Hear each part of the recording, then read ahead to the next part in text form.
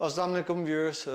Today I welcome you to the first episode of TAC, Tea and Knowledge. I am Malik Manan, and today we have with us Suhail Aslam, who is a graphic designer, and he has recently been to Dubai for a graphic design job. और आज वो हमारे साथ अपने life के और career के experiences को शेयर करेंगे. सो अस्सलाम वालेकुम सुहेल. वालेकुम सलाम। कैसे हैं आप? अल्लाह का शुक्र, आप सुनाए ठीक है। तो I know that you are graphic designer और अभी अभी आप दुबई से एक ग्राफिक डिज़ाइन की जॉब को छोड़ के आए हैं पाकिस्तान में, और पाकिस्तान में आप एज एन डिज़ाइनर ही काम कर रहे हैं. तो आप मुझे बताएंगे कि आपके करियर की चॉइस कि डिज़ाइन फील्ड में जाना है या डिज़ाइनर बनना है, ग्राफिक डिज़ाइनर बनना है, तो ये किस तरह आपने सोचा कि आपको इस फील्ड की तरफ जाना चाहिए? आपकी जो इंस्पिरेशन थी, बेसिकली मैं कहूँगा, वो क्या थी, और what is your education background? क्या आप वाकई में इसी डिज़ाइनिंग के बैकग्राउंड से हैं या आप किसी और फील्ड से रिलेट करते हैं? तो ऐसे मेरा नाम है सुहेल और मैं हूँ मुल्तान से। तो मैंने अपनी स्टडी का आगाज़ किया था मुस्लिम पब्लिक हायर सेकेंडरी स्कूल, और मैंने मैट्रिक की 2010 में। तो उसके बाद छुट्टियां थी स्कूल से, तो एक मेरे रिलेटिव हैं, उनकी शॉप थी, तो ग्राफिक्स का काम था उनका। तो मैं एक बार गया हूँ, तो मुझे शौक़ हुआ है कि ये ग्राफिक्स की फील्ड अच्छी है और ये काम सीखना चाहिए। तो मैंने वहाँ पे काम होते हुए देखा किस कि चीज़ की शॉप कैसे थी वो? वो ग्राफिक्स की, क्या क्या क्या चीज़? पैनाफ्लेक्स प्रिंटिंग की। अच्छा, पैनाफ्लेक्स हाँ प्रिंटिंग की जी। शॉप थी. तो वहाँ पे डिज़ाइनर्स वगैरह होते हैं जो डिज़ाइन करते हैं, बाद में वो फ्लैक्स रेडी होती है मशीन पे। तो वो काम होते हुए मैंने देखा कि वो बड़ा इंटरेस्टिंग सा काम था। एक बैनर तैयार किया, उसके ऊपर पिक्चर्स वगैरह लगाई, चीज़ों को ऐड किया, मतलब बहुत खूबसूरत सा एक डिज़ाइन तैयार हुआ। फिर उसका प्रिंट निकला, तो मुझे उसमें काफ़ी इंटरेस्ट हुआ कि ये बड़ी मज़े की चीज़ है और इसको सीखना चाहिए। तो फिर ऐसा हुआ कि मैंने रिक्वेस्ट की कि मैं ये सीखना चाहता हूँ। तो उन्होंने कहा जी आप आएँ, ठीक है, और सीखें आप काम। तो फिर मैं सुबह के टाइम रोज़ मैंने एक रूटीन बना ली कि मैंने जाना है और सीखना है। तो आहिस्ता आहिस्ता ये हुआ कि रोज़ की रूटीन बनती गई, रेगुलर मैंने जाना शुरू कर दिया अपनी रूटीन के अंदर। और सुबह के टाइम जाना, मैंने शॉप ओपन करनी, सफाइयाँ वगैरह ये वो करनी। तो अब कोई कस्टमर वगैरह आ गए हैं, कोई मेहमान वगैरह आ गए हैं, तो उनको चाय पिलाना, पानी पिलाना, इस तरह की चीज़ें मतलब चल रही थी। तो जब मौका ये तो शुरू में तो उन्होंने डिज़ाइनर्स से आपको ये इन कामों पे लगा दिया. हाँ जी, तो मुझे इन कामों में लगा दिया था उन्होंने। अच्छा. तो जब ये होता था कि जब कोई कस्टमर वगैरह नहीं होता था, मैं मतलब वो फ्री होते थे, तो मैं उनसे कुछ चीज़ें पूछ लेता था कि ये आपने कैसे किया है, ठीक है। अब कोई सिस्टम वगैरह फ्री हुआ तो मैं बैठ गया, मैंने उनसे पूछ लिया कि ये कैसे होगा, ये ऐसे होगा। तो वो मतलब इस तरह से चीज़ें चल रही थी। फिर कोई जैसे कार्ड दे देना, विजिटिंग कार्ड, के आप ये बैठ के बनाएं इसको, वो इस तरह की फिर चीज़ें छोटी तैयार की छोटी गई। हाँ जॉब्स कर जी। देते हैं आप. तो फिर उसके बाद एक जॉब आई है कि एक बैनर आया है डिज़ाइन होने के लिए। तो वो उस दिन मुझे चांस मिला, क्योंकि उस दिन डिज़ाइनर नहीं थे। तो मैंने वो बैनर डिज़ाइन किया और अल्हम्दुलिल्लाह वो बहुत अच्छा डिज़ाइन तैयार हुआ। तो फिर कुछ टाइम गुजरा कि वो वहाँ से मैंने लीव कर दिया काम सीखने के बाद। तो फिर वो चीज़ें, छोटे छोटे टास्क चलते रहे लाइफ के अंदर। फिर एक सैलाब आया था, ठीक है, सैलाब आया था 2010 के अंदर। तो अच्छा. वो एक टास्क मिला कि जी ये आपको हम काम देते हैं और आपको इतने हम पैसे पे करेंगे, तो क्या आप ये काम करेंगे? तो मुझे तो शौक था काम करने का, मैंने कहा ठीक है जी मैं करूँगा ये काम। तो मैंने वो टास्क कंप्लीट किया, वो प्रोजेक्ट पूरा कंप्लीट करके उनको फाइनल दिया। वहाँ से फिर मेरे, आपने अकेले ने वो पूरा जी प्रोजेक्ट हाँ, खत्म मैंने किया? अकेले तो ने वो प्रोजेक्ट किया। किसकी तरफ से मिला आपको? वो प्रोजेक्ट था ये गवर्नमेंट इदारे का, तो जो यानी कॉन्ट्रैक्ट बेस पे आपको? कॉन्ट्रैक्ट बेस पे था। उसका ये था कि गवर्नमेंट के कोई डॉक्यूमेंट्स वगैरह तैयार होते हैं, उसके वो टोटल लिस्टें बनती हैं, मतलब सारा एक डाटा जो सैलाब ज़दगान लोग थे उनका। सही. तो वो कंप्लीट किया है। उसके बाद फिर मैंने कुछ टाइम फ्री रहा हूँ, तो एक जॉब हब उस टाइम कंप्यूटर की टाइपिंग वगैरह से रिलेटेड ऑनलाइन वर्क आया था 2012 में। तो वहाँ पे मैंने अप्लाई किया तो वहाँ पे मेरी जॉब हो गई। लेकिन उन्होंने कहा आपको टाइपिंग स्पीड अच्छी होनी चाहिए और आपको ये आना चाहिए। तो फिर मैं शाम के टाइम वहाँ पे जाता था। ओके। तो वो मैंने टाइपिंग स्पीड अपनी बना ली थी एक हफ्ते के अंदर। तो यानी काफ़ी, you are quick learner. Yes. Okay. तो वो इसके बाद फिर मैंने टाइपिंग जॉब की। वो एक डाटा एंट्री वर्क था, मीन्स के कह सकते हैं कैप्चर कोड होते हैं जो कैप्चर उस, कोड। हाँ जी, वो कैप्चर कोड क्रिएट होते थे। तो वो काम था। उसके बाद 5-6 माह मैंने वो काम किया है। फिर कोई ऐसा सोर्स बना है कि मेरी एग्रीकल्चर कंपनी में 2012 में ही जॉब हो गई। तो तो एग्रीकल्चर डिज़ाइन से आप एग्रीकल्चर की तरफ किस तरह से यस, चले गए? डिज़ाइन से एग्रीकल्चर में इसलिए चला गया क्योंकि उस टाइम कोई और सोर्स नहीं था, जॉब्स वगैरह नहीं मिल रही थी। तो इस चीज़ को देखते हुए मैंने एग्रीकल्चर फील्ड के अंदर इन होना चाहा।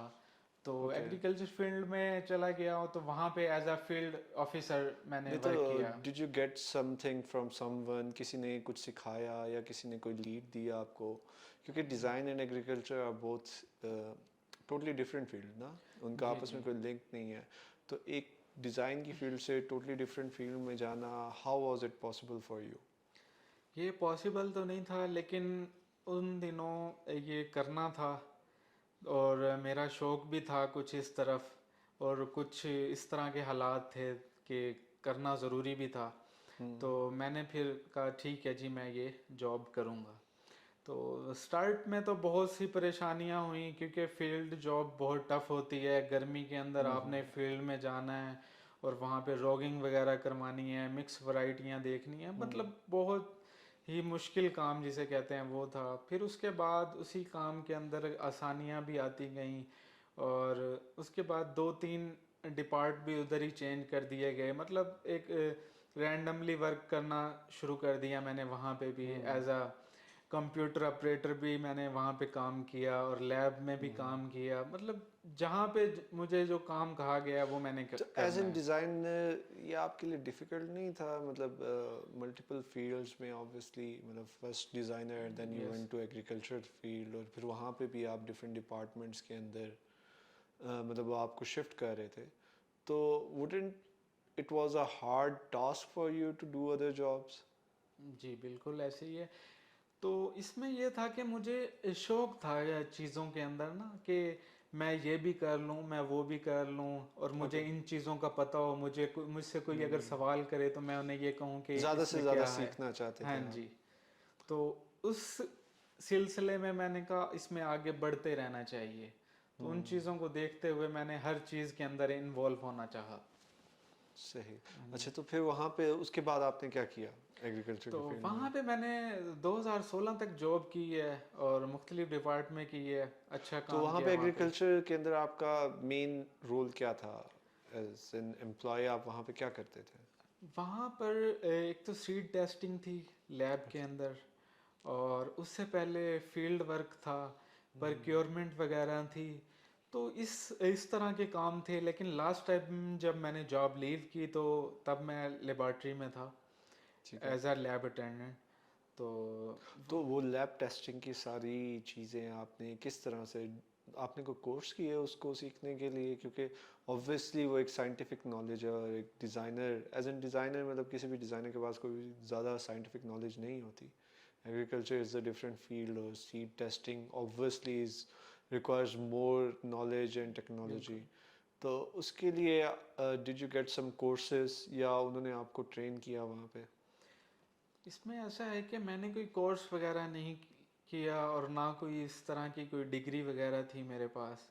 लेकिन उस टाइम चांस बना था तो मैंने जॉब स्टार्ट कर ली ये वाली। लेकिन मेरे पास कोई कोर्स वगैरह नहीं है इससे रिलेटेड, ना कोई डिग्री है। लेकिन मुझ में लगन थी सीखने की, और मैंने वहाँ से बहुत कुछ सीखा उसी जिस अल्हम्दुलिल्लाह। कंपनी में आप गए उन्होंने ही आपको जी हाँ। सिखाया कि किस तरह से टेस्ट किया जाता है और बिल्कुल। किस तरह से सारा फंक्शनिंग होती है उस चीज़ की? जी बिल्कुल। अच्छा, ओके। तो फिर उसके बाद आपने क्या किया? फिर उसके बाद मैंने वहाँ से जॉब लीव कर दी। कुछ मसले मसाइल थे और कुछ चीज़ें होती हैं सैलरी वगैरह के हवाले से, और कुछ चीज़ें ये होती हैं कि टांगें खींचने वाले जिन्हें कहते हैं वो हर जगह पे मौजूद होते हैं। तो इस तरह की सिचुएशन बनी और मुझे लीव करना पड़ा वहाँ से। ओ, तो फिर उसके बाद आपने करियर के अंदर क्या चॉइसेस ली, मतलब फिर उसको लीव करने के बाद क्या आपने फ्रीलांस किया या what I want to ask is, क्या उसके बाद कोई जॉब थी आपके पास या आप उसके बाद अपना ही कोई काम कर रहे थे? मेरे पास उस टाइम कोई अपॉर्चुनिटी नहीं थी, मैं जॉब लीव करके घर ही था। तो कुछ टाइम बाद कॉल आई है कि लाहौर में एक जॉब है, तो आप करना चाहें तो। फिर मैं वहाँ लाहौर चला गया हूँ। तो वो जॉब किस चीज़ से रिलेटेड थी? वो डिज़ाइनिंग से रिलेटेड थी। ओके, हाँ जी। So you finally got the designing job back. जी हाँ, दोबारा मैं डिज़ाइनिंग फील्ड में आ गया था।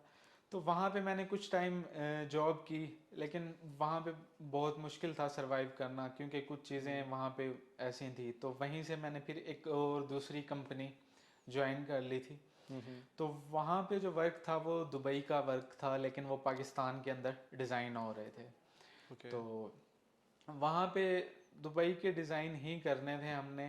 तो वहाँ पे ऐसा हुआ कि कुछ दिन काम चलता रहा, लेकिन वो अल्लाह की तरफ से कोई ऐसा करना हुआ कि फिर मुल्तान से कॉल आई मुझे जॉब के हवाले से। अच्छा, ठीक है। ठीक है, तो मुल्तान से जब कॉल आई तो फिर उसके बाद मैंने एक पैकेजेस कंपनी ज्वाइन की। ओके। ठीक है, वो भी डिज़ाइनिंग की ही कंपनी थी, प्रिंटिंग ही होती थी वहाँ पे, मतलब इस तरह का काम ही था वहाँ पे। तो मैंने जब प्रिंटिंग का नाम सुना तो मैंने कहा यहाँ पे तो जाना चाहिए। तो वहाँ पे ये हुआ कि मैं मुल्तान वापस आ गया हूँ। मुल्तान आने के बाद मैंने वहाँ पे इंटरव्यू दिया है, लेकिन वो डिज़ाइन के अंदर तो सिलेक्ट नहीं किया उन्होंने। उसमें मौजूद एक रॉ मटेरियल होता है जो प्रिंटिंग का होता है। ठीक है, उसके अंदर उन्होंने कहा आपको एज अ हेल्पर हम लोग रखेंगे और आपको यहीं पे काम करना होगा। तो मेरे लिए सबसे तो बड़ी एक बात ये डिज़ाइनर थी। को उन्होंने एक हेल्पर की जॉब के लिए रखा। जी हाँ, तो मेरे लिए ये था कि मैं चलो लाहौर में जॉब कर रहा हूँ, मुल्तान आ जाऊँगा, चलो मेरा अपना होम टाउन है, यहाँ पे अगर जॉब हो जाती है तो मैं अपने घर में रहूँगा। खर्चे कम हो जाएंगे हाँ और जी। बहुत सारी चीज़ें। तो वहाँ पे मैंने एज अ हेल्पर काम किया। तकरीबन 1 साल मैंने हेल्पर काम किया, स्टॉक से रिलेटेड जो वर्क था वो। तो उसके बाद एक मतलब चांस बना ऐसा कि उन्हें एक ग्राफिक डिज़ाइनर चाहिए था जो कि असिस्टेंट। तो मैंने कहा जी मैंने डिज़ाइनिंग की हुई है तो ठीक आप है। मुझे रख लें। तो उन्होंने कहा जी आप ऐसा करें, आप हमें टेस्ट दें। ठीक है। ठीक है, तो फिर ना। फिर एक दिन डिसाइड किया कि जी आपका इस दिन टेस्ट होगा। मैंने कहा ठीक है। अब वो जब 2 से 3 दिन उन्होंने टेस्ट में लगा दिए हैं, तो टेस्ट वगैरह हुआ, खैर उन्होंने मुझे सेलेक्ट कर लिया कि ठीक है जी आप काम करें। तो फिर आहिस्ता आहिस्ता ये हुआ कि मैं काम सीखता गया वहाँ पे। मुझे सब पैकेजेस से रिलेटेड तो किस चीज़ें चीज़ की पता चल डिज़ाइनिंग गई। होती थी वहाँ पे? वहाँ पे पैकेजेस की डिज़ाइनिंग होती थी। पैकेजेस होते हैं, मुख्तलिफ प्रोडक्ट होती हैं ओके। जी। वो जो प्लास्टिक रैपर जिसे हम बोल सकते हैं, ठीक है, इस तरह की, जैसे हम कोई निम्को पापड़ या बिस्किट कैंडीज वगैरह इस तरह की चीज़ें होती हैं, उनकी पैकेजिंग प्रिंट उनकी होती है। पैकेजेस प्रिंट तो होती किस हैं। चीज़ पे प्रिंट होती थी ये पैकेजिंग?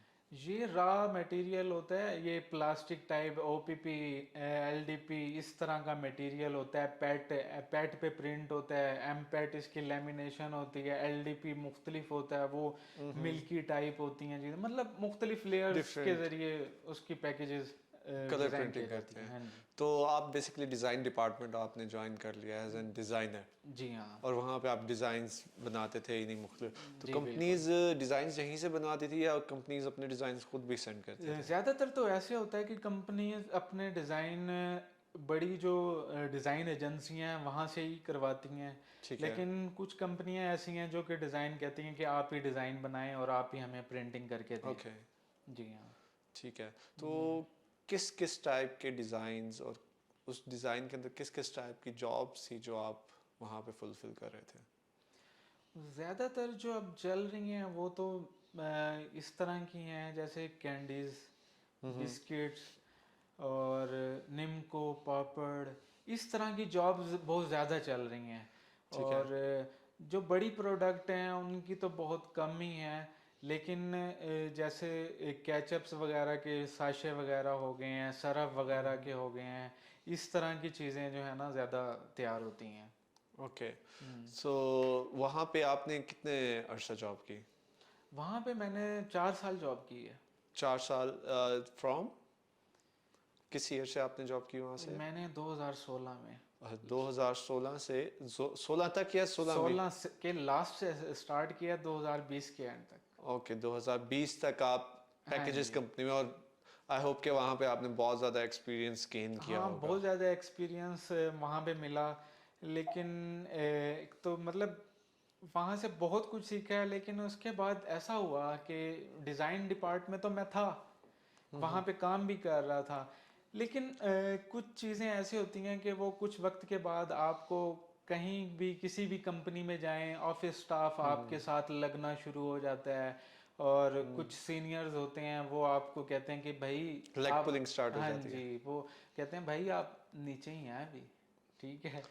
तो वो नहीं, इस तरह की एक्चुअली सिचुएशन पाकिस्तान थी। में हमारा ये कल्चर है थोड़ा सा कि हम लोग कोशिश यही करते हैं कि जो हमारे नीचे जूनियर्स हैं वो हमारे साथ या हमारे बराबर कभी ना आ सकें। तो एक लेग बिल्कुल। पुलिंग का है पाकिस्तान में। ऑब्वियसली लेग पुलिंग नहीं होनी चाहिए, क्योंकि मैं सोचता हूँ कि ये क्रिएटिविटी को भी ब्लॉक करती है और जो आपका नया टैलेंट है उसको भी ऊपर आने से रोकती बिल्कुल। है। तो उसके बाद आपने क्या किया? उसके बाद तो यही किया कि वहाँ से भी जॉब लीव करना पड़ी मुझे। उसकी रीज़न ये थी कि जो मुझसे सीनियर थे ना, वो ये समझते थे कि ये हमसे आगे ना निकल जाए। तो इस तरह की चीज़ें मतलब पेश आना शुरू हो गई, और कोई भी काम करना है कि ये आपने ऐसे नहीं करना है, ऐसे करना है, ऐसे नहीं करना है, ऐसे करना है, रोक तो टोक वो, बहुत ज़्यादा हो गई थी। हाँ, वो फिर बंदा ना डिप्रेशन का शिकार हो जाता है कि यार पता नहीं मैंने ऐसा क्या कर दिया है। तो मेरा ख्याल है कि ये चीज़ें सब जगह हैं, लेकिन बहुत कम लोग इसको फेस कर पाते हैं। मेन टाइटल की तरफ आते हैं जिस पे हम आज ये वीडियो बनाना चाह रहे हैं। जी जी। तो आप हेल्पर से डिज़ाइनर बन गए, ऑब्वियसली आपने बहुत मेहनत की। तो ये दुबई जाने का किस तरह से प्लान बना आपका? मतलब हाउ यू डिसाइडेड कि अब आपको दुबई जाना चाहिए? वो बस ऐसे शौक हुआ मुझे कि दुबई जाके ये काम करना चाहिए, ओके। ग्राफिक्स का, क्योंकि वहाँ पे इसकी बड़ी मांग है और इसके अंदर वहाँ पे सुना था अच्छा या पैसा है। You know that? मैंने सुना था कि ये वहाँ पे बहुत आप अच्छा अर्न करेंगे इसमें, तो वहाँ पे जाके जो है ना आप अपनी अमीर लाइफ हो को जाएंगे। बनाएं, अमीर हो जाएंगे, पैसा बहुत कमाएंगे वहाँ जाके। अच्छा। तो बस एक तो शो। ये सब मतलब आपने किस तरह से प्लान किया? मतलब किसी के थ्रू आप गए वहाँ पे, या किसी ने आपको जॉब ऑफर दी? वहाँ पे जाने के लिए आपको क्या क्या करना पड़ा? How you managed everything? कितने पैसे लगे? वीज़ा किस तरह से मिला आपको? आई थिंक हमारे व्यूअर्स ये सब बातों को जानना चाहेंगे कि हाउ यू डिड इट। मेरा एक लाहौर में जानने वाला था जिसका पास में काम करके आया था, दुबई का ही। ओके। तो उनसे मेरा बस ताल्लुक़ अच्छा बन गया था, मतलब अच्छी सलाम दुआ हो गई थी। तो मैंने उन्हें कहा जी मैंने दुबई आना है आपके पास, अच्छा। काम करना है। तो मुझे शौक़ था, तो खैर 1 डेढ़ माह तक ये प्रोसीजर चलता रहा कि जी आप आएँ आएँ, ठीक है। फिर वो वीज़े वगैरह का सिलसिला चलता रहा, लेकिन मैंने ना विज़िट वीज़ा लगवाया ठीक है। 1 मंथ का, जो कि पाकिस्तानी 22,000 रुपये का बनता उस टाइम। तो वो विज़िट वीज़ा बनवाया और मैंने यहाँ से जॉब लीव की, और मतलब कि मैंने ख़त्म कर दिया था कि पाकिस्तान से अब मैं आपने वहाँ पे सोच लिया जाना था है। कि अब जाना है तो दुबई जाना है। हाँ जी, दुबई जाना है। तो ठीक वो है। सारी चीज़ें मैंने यहाँ से क्लोज़ कर दी थी, लेकिन वो मेरे लिए तो 1 मंथ वीज़ा नहीं था, वो मेरे लिए वर्क परमिट ही था। ओके। तो मैंने वो, तो कभी आपने सोचा नहीं कि मतलब आप ऑब्वियसली वर्क वीज़ा तो नहीं लेके जाए थे, तो वहाँ पे चीज़ें ख़राब होना है, तो ये कभी सोच नहीं आई आपको कि अगर मैं गया और चीज़ें ना बनी तो क्या होगा? नहीं, उस टाइम बस शौक था कि बस जाना है और वहाँ पे पैसा बहुत कमाना है हमने। ठीक है। और इस तरह का 1% भी माइंड में नहीं था कि वहाँ जाके क्या होगा या क्या नहीं होगा। ओके। तो बस वो वीज़ा वगैरह आ गया और उसके बाद मैंने टिकट वगैरह करवाई, जो उस टाइम तकरीबन 40-42 हज़ार की हुई थी। तो टोटल कितना खर्चा आया मतलब आपका? 60 से 65 हज़ार में, मतलब 1 मंथ के विजिट वीज़े पे मैं वहाँ पे पहुँच गया। ठीक है। ठीक तो है। कितना टाइम लगा आपको इस सारे प्रोसीजर में? मुझे इसके अंदर तकरीबन जल्दी ही हो गया था, 15 से 20 दिन का प्रोसीजर था। ठीक है। और 15 हाँ से 20 जी। दिन बाद आप दुबई के लिए हाँ चले जी, गए। मैं तो क्या चला गया। कुछ सेविंग्स थी क्या आपकी, जिसकी बेस पे आपने सोचा कि, क्योंकि ऑब्वियसली जब आप किसी डिफरेंट कंट्री में जा रहे होते हैं तो वहाँ पे आपको सरवाइव करने के लिए बहुत सारी जी। चीज़ें चाहिए होती हैं, उसमें आपको एक्सपेंसेस, तो क्या एक पूल ऑफ सेविंग्स थी आपके पास, या बस आप चले गए, आपने कहा कि जाएंगे और देखी जाएगी?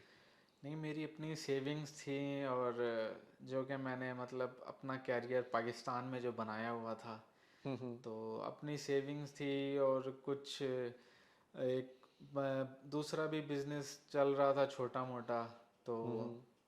कुछ उसका सहारा था। मतलब ये कि सब कुछ अपना खुद से करके गया था। तो हम्म। वहाँ पे जाके जॉब वगैरह हो गई, काम वाम करने लग गया मैं, सब चीज़ें हो गई। लेकिन कुछ मसले मसाइल पेश आना शुरू हो गए हैं मुझे वहाँ पे। ओके। तो वहाँ पे जब पहुंचे तो क्या सिचुएशन थी आपकी वहाँ पे?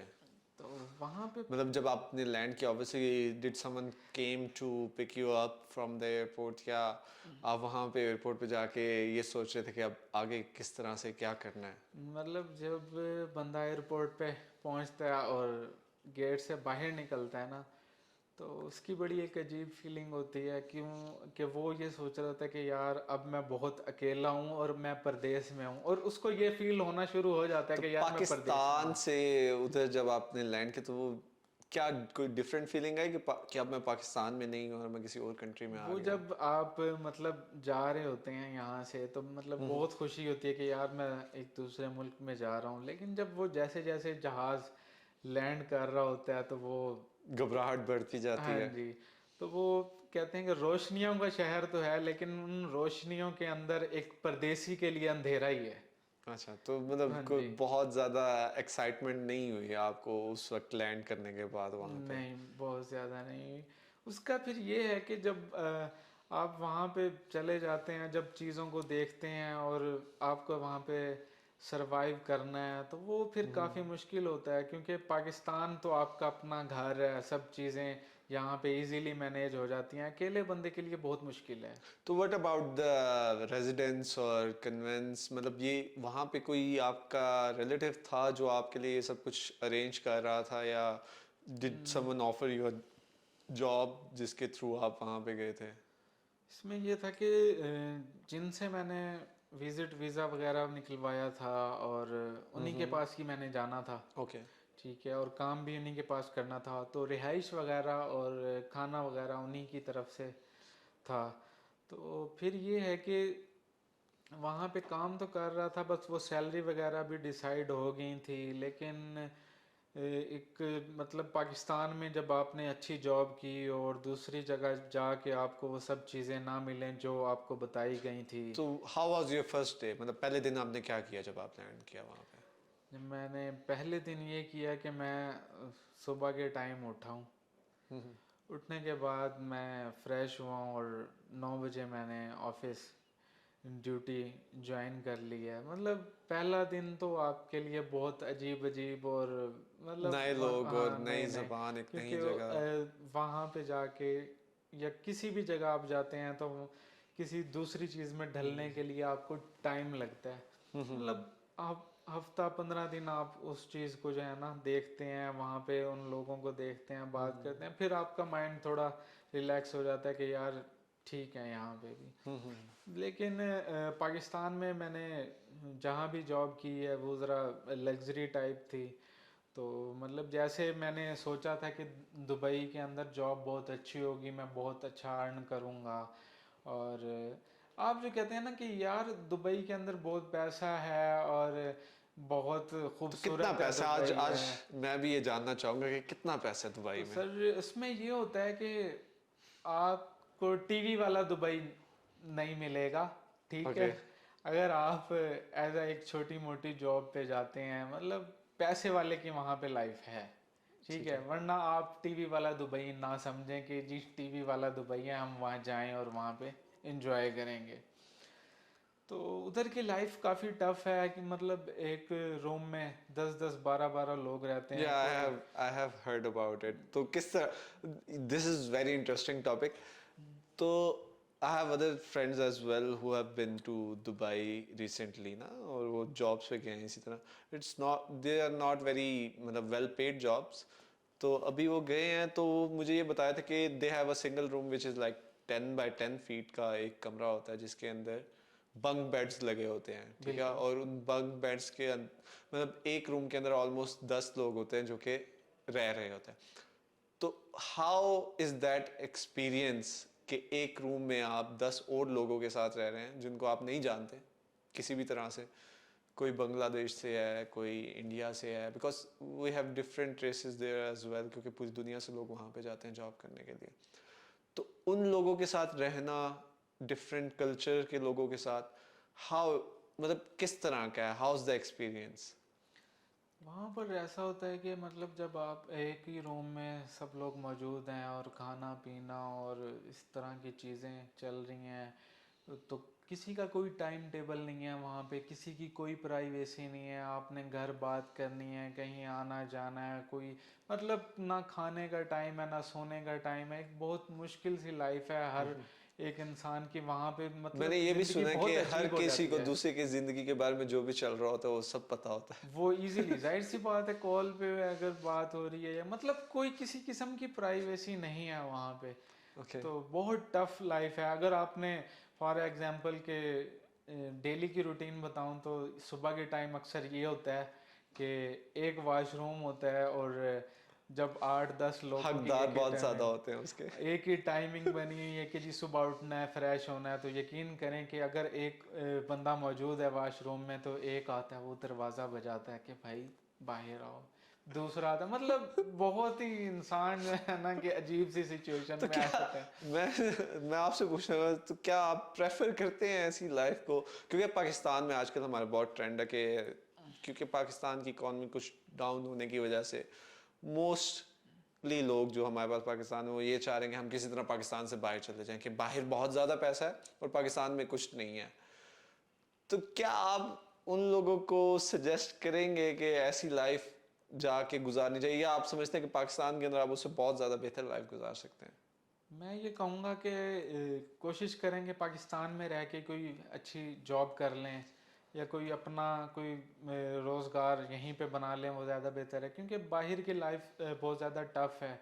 और जिसके पास अगर यहाँ पे जॉब नहीं है, अगर वहाँ पे जाता है तो वो आजकल तो ज़्यादा यही है कि वहाँ पे भी काम वाम की सूरत हाल कोई खासी अच्छी नहीं है। लोग आज़ाद वीज़े लेके या बाइक राइडर के वीज़े लेके वो मतलब फ्लैट पे बैठे हुए हैं, कोई जॉब वगैरह नहीं मिल रही, तो बेचारे वो एक राइडर का वीज़ा लेके किचन हेल्पर की जॉब कर रहे हैं। मतलब बहुत ज़्यादा तंगी वाले हालात हैं। तो मेरी यही राय है कि आप बहुत ज़्यादा देखभाल के जाएं और पाकिस्तान में ही जॉब कर लें तो ज़्यादा बेहतर है। एक और बहुत ज़्यादा पूछे जाने वाला क्वेश्चन, एक factor, how is the weather of Dubai? आप क्या समझते हैं? क्या आप वैसे भी मुल्तान से, मुल्तान को औलियाओं का शहर है जी जी। और पाकिस्तान में मशहूर है मुल्तान अपनी गर्म हवाओं के लिए। तो जब दुबई गए तो मुल्तान और दुबई में कोई डिफरेंस फील हुआ या नहीं? सर उसमें ये है कि दुबई में भी गर्मी है बहुत ज़्यादा, तो निस्बतन मुल्तान के, क्या वहाँ पे ज़्यादा गर्मी है या मुल्तान इज वहाँ पे स्टिल द ज़्यादा हॉटेस्ट है, सिटी? वहाँ पे ज़्यादा है, अच्छा, वहाँ पे उससे भी ज़्यादा वहाँ गर्मी पे है। उससे ज़्यादा तो गर्मी है। आप how you guys survive the like hot वहाँ पे वेदर? मेरा ख्याल यही है कि जो लोग होम जॉब कर रहे हैं, ऑफिस जॉब कर रहे हैं, इस तरह की जो जॉब कर रहे हैं ना, वो तो बहुत रिलैक्स है, क्योंकि वहाँ पे तकरीबन हर जगह पे तो एसी मौजूद है, ओके। ठीक है, बहुत ज़्यादा गर्मी होने की वजह से। और जो लेबर तबका है और हेल्पर वगैरह हैं, जो किचन टाइप जॉब, राइडर की जॉब, और मतलब इस तरह से जो लोग जॉब कर रहे हैं ना, वो तो बताते हैं कि हम गर्मी के अंदर हमारा बहुत ज़्यादा बुरा हाल है और तो सबसे ज़्यादा जो सुनने में आता है कि राइडर कहता है कि बाइक के इंजन का सेक अलग लगता है हमें, और ऊपर से गर्मी, तो हमारे लिए बहुत ज़्यादा टफ है ये ज़िंदगी गुजारना। बहुत मुश्किल हो जाता हाँ होगा जी। उनके लिए इतनी गर्मी में। तो आपने वहाँ पे डिज़ाइनर की जॉब की और ऑब्वियसली आप वहाँ पे रहे कुछ अर्सा। तो I am not gonna ask about your पे ऑब्वियसली, बट जो भी आपको मिलता था उसमें से आपने क्या कोई सेविंग्स कर सके आप, या वहाँ पे जो कमाया था वो भी लगा दिया और जो सर सेविंग्स थी वो भी लगा दी? मतलब एक तो सबसे बड़ा आई वॉन्ट मसला। To ask about the expenses, मतलब वहाँ पे रहने के लिए ऑब्वियसली एक्सपेंसेस चाहिए ना। तो अगर बिल्कुल। हम लोग यहाँ से जा रहे हैं दुबई या किसी भी और कंट्री में, तो ऑब्वियसली वहाँ के एक्सपेंसेस पाकिस्तान से ज़्यादा, हम पे को तो देखते हैं कि पे बहुत ज़्यादा है, लेकिन उसके रिलेटिव में हमारे जो एक्सपेंसेस होते हैं वो क्या क्या आप सब कुछ अपने एक्सपेंस करने के बाद उसमें से कुछ सेव कर सकते हैं, या एंड में आप जो कमाते हैं वो सब कुछ खर्च कर देते हैं? इसमें ऐसा है कि मेरे साथ तो एक बड़ा मसला पेश आया था। वो ये था कि मतलब जो चीज़ें सैलरी वगैरह या रिहाइश वगैरह या ट्रांसपोर्ट वगैरह, उनको अगर देखा जाए तो वो चीज़ें तो मुझे नहीं मिली। ओके। ठीक है। और मतलब मैं जो सेविंग्स वगैरह थी, जो वर्क परमिट वगैरह करवाना था, जो भी चीज़ें थी, तो उनके अंदर तो मेरा मतलब पैसा ज़ाया ही हुआ है। और मतलब कुछ सच नहीं बोला जाता वहाँ पे। तो वहाँ पे जाके मेरे साथ तो बहुत यही सिचुएशन बनी है कि आपने चीज़ें जो है ना ज़ाया की हैं वहाँ पे जाके। तो तो इस why why did you came back, Pakistan वापस क्यों आए? असल में जो जिनके पास मैं गया था उनके साथ थोड़े मसले मसाइल बन गए थे मेरे, क्योंकि जो चीज़ें उन्होंने बताई थी वो नहीं मिली। तो मैंने यहाँ पे एक अच्छी पाकिस्तान में लाइफ गुजारी थी, वहाँ पे मेरे लिए सरवाइव करना फिर मुश्किल था। लेकिन जो मैंने सेविंग वगैरह की हुई थी, तो वो मैंने वहाँ पे मतलब काफ़ी अपने ही पैसों से एंजॉय किया। और हफ्ते में दो दो तीन तीन बार तो मैंने होटलिंग की है वहाँ पे, मतलब घूमा फिरा हूँ। क्यों, मुझे पता था कि मुझे तो हर महीने इतनी सैलरी मिल जानी है और इतने मैं सेव कर यू वर लूँगा ये लुकिंग वो। फॉरवर्ड टू द सैलरी जो आपको मिलनी थी, और जी आपने हाँ। अपना जो पर्सनल सेविंग्स थी वो सारी वहाँ पे लगा दी। हाँ जी, वहाँ पे लगा दी, लेकिन मुझे आइडिया नहीं था कि आगे फ्यूचर में मेरे साथ क्या होना है। तो खैर ये हुआ कि बस बात नहीं बनी और मुझे वापस पाकिस्तान रवाना होना पड़ा। तो आप पाकिस्तान में आप क्या कर रहे हैं? तो अभी पाकिस्तान में एक डिज़ाइनिंग की जॉब कर रहा हूँ। ठीक है। हाँ जी। तो मतलब मुख्तलिफ ब्रांड्स की कह लें आप, और डिफरेंट चीज़ें हैं, ऑफसेट कह लें, पैकेजेस कह लें, और कुछ गवर्नमेंट से रिलेटेड डिज़ाइन है वो कह लें, और बाकी कोई यूनिवर्सिटी कॉलेज वगैरह के इस तरह की प्रोजेक्ट्स मिल जाते हैं, तो आजकल उन पे काम कर रहा हूँ। So what do you prefer about, मतलब अभी जो आप करंट सिचुएशन में जो जॉब कर रहे हैं और जो आपने दुबई में एक्सपीरियंस किया, आपको दोनों लाइफस्टाइल में किसको प्रेफर करेंगे आप ज़्यादा? मैं पाकिस्तानी लाइफ को ज़्यादा प्रेफर करूँगा कि ये बहुत ज़्यादा अच्छी है। लेकिन उनके लिए अच्छी है जिनकी मतलब यहाँ पे अच्छी जॉब लगी हुई है और वो वहीं पे जॉब कर रहे हैं। अगर लोग ये कहते हैं ना कि पाकिस्तान के अंदर अच्छी सैलरी नहीं है और हम यहाँ पे जॉब कर रहे हैं और अच्छा मिल रहा है हमें, तो बहुत अच्छे हैं। लेकिन इसमें ये होता है कि अगर आप एक किसी भी एक कंपनी में जॉब कर रहे हैं, ये मैं अपना एक्सपीरियंस शेयर कर रहा हूँ कि अगर आप ये सोचते हैं ना कि कंपनी में एक ही जगह पे रहने से पड़ा पड़ा पत्थर वजनी हो जाता है, तो मैं कहता हूँ ये सबसे बड़ी बेवकूफ़ी है। अगर आप जब तक स्विच नहीं करेंगे वहाँ से, आपको दूसरी जगहों का आइडिया नहीं होगा, तजर्बा नहीं होना ज़रा सा भी। लाइफ में और एक्सपीरियंस हाँ लेना जी, बहुत और ज़्यादा ज़रूरी है। आपको अगर प्रोग्रेस करनी है तो मेरा ख्याल है कि आपको स्विच कर जाना चाहिए। अगर आपको वहाँ पे अच्छा पैकेज नहीं मिल रहा, कोई अच्छी अपॉर्चुनिटी नहीं है, प्रमोटिंग नहीं है आपकी, तो उन चीज़ों को देखते हुए तो मैंने अपनी लाइफ से बहुत कुछ सीखा है। अच्छा, तो let's come to the last question, और इसके बाद will just finish over this episode.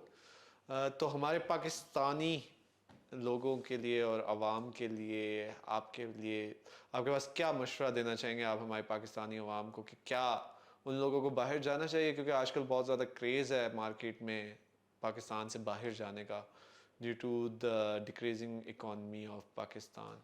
तो अगर आप उनको क्या सजेस्ट करेंगे? मैं उन्हें यही कहूँगा कि पहले तो बहुत ज़्यादा कोशिश करें कि पाकिस्तान के अंदर ही कोई काम वाम कर लें, कोई अपना छोटा सा सेटअप लगा लें। ओके। ठीक है, अगर कहीं जॉब कर रहे हैं तो उसी छोटी जॉब में ही गुजारा करें, बड़ी छलांग ना लगाएं, क्योंकि कुछ मसले मसाइल ऐसे पेश आ जाते हैं तो बंदा अपनी सेविंग्स वगैरह या आजकल जो हालात हैं आप किसी कहना से चाह रहे हैं कि सोच समझ के फैसला हाँ किया जी, जाए कि जाएं। हम ये नहीं कहते कि मैं ये नहीं कहूँगा कि आप ना जाएं, लेकिन अपनी ज़िंदगी का वो फैसला करें जिस पे आपको कभी पछतावा ना हो। तो ये मैं कहूँगा कि पाकिस्तान में ही जो करना है कर लें और अपनी फैमिली के पास रहें। ऑब्वियसली पाकिस्तान में भी बहुत सारी अपॉर्चुनिटीज़ हैं जिनको एक्सप्लोर किया जा सकता है। इट्स नॉट नेसेसरी कि आप पाकिस्तान से बाहर जाएंगे तो ही आप अर्न कर सकते हैं। डेफिनेटली वहाँ पे स्केल बहुत ज़्यादा है, लेकिन आई थिंक कि उसके अकॉर्डिंग आपके वहाँ पे एक्सपेंसेस भी उतने बिल्कुल ही ऐसे ही है। ज़्यादा हैं।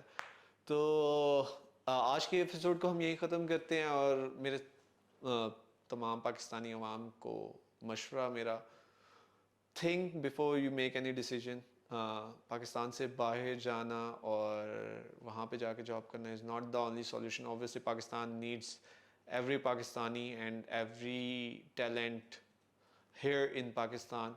अगर हम सब पाकिस्तान को छोड़ देंगे तो ऑब्वियसली पाकिस्तान को बहुत ज़्यादा नुकसान है इसका। और ऐसा कोई काम नहीं है जो कि पाकिस्तान में रह के आप नहीं कर सकते। Design, there plenty of design jobs जो कि आप यहीं से एक्सप्लोर कर सकते हैं और आप बाहर की कंट्रीज़ को सर्विसेज दे सकते हैं। और दूसरी बात ये, इट्स नॉट नेसेसरी दैट कि आपके पास डिज़ाइन की डिग्री हो तो ही आप डिज़ाइनर बन सकते हैं, या आप उसी तभी सर्विसेज प्रोवाइड कर सकते हैं। जिस तरह के हमारे पास आज सुहेल हैं, he started as an helper and he made himself from the ground, और आज वो एक कामयाब ग्राफिक डिज़ाइनर हैं और डिफरेंट डिज़ाइन स्टूडियोज़ और कंपनीज़ के साथ डिज़ाइन की सर्विसेज को वो प्रोवाइड कर रहे हैं। तो इट्स ऑल अबाउट लर्निंग। मेरे लिहाज से इंसान जो करना चाहता है वो कर सकता है। इट्स ऑल अबाउट कि आप कितना सीखना चाहते हैं या आपके अंदर कितनी लगन है किसी भी काम को सीखने के लिए। तो thank you so much viewers, आज के एपिसोड को हम यहीं पे ख़त्म करेंगे।